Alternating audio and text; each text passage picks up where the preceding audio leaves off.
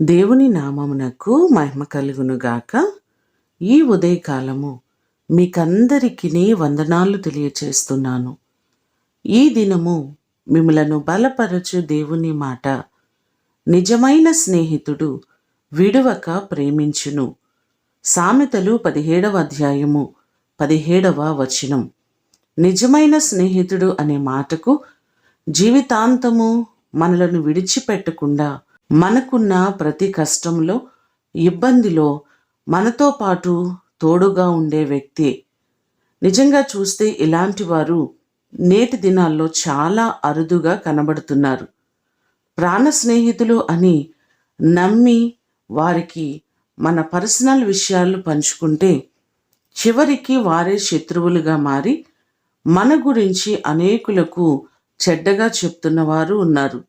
కానీ నిర్గమకాండము 33వ అధ్యాయము 11వ వచనములో చూస్తే, మనుష్యుడు తన స్నేహితునితో మాట్లాడుచున్నట్లు యెహోవా మోషేతో ముఖాముఖిగా మాట్లాడుచుండెను అనే మాటలు మనకు కనబడుతున్నాయి.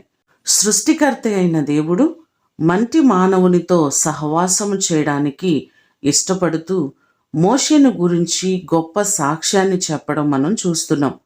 ఈ లోకంలో స్నేహాలు స్వార్థముతో కూడి ఉన్నప్పటికీ కూడా దేవునితో స్నేహము, ఆయనతో సహవాసము మన జీవితాలకు ఎంతో ఆశీర్వాదకరం. ఆయన మనలను ఎంతగా ప్రేమించాడంటే తన ప్రాణమును పెట్టేంతగా మన కొరకు ఆయన తన్ను తాను అర్పించుకొని తన సర్వస్వాన్ని మన కొరకు ధారపోసిన గొప్ప దేవుడు. ఇంతకంటే మనలను ప్రేమించేవారు ఎవరుంటారు? ఆయనే నిజ స్నేహితుడు.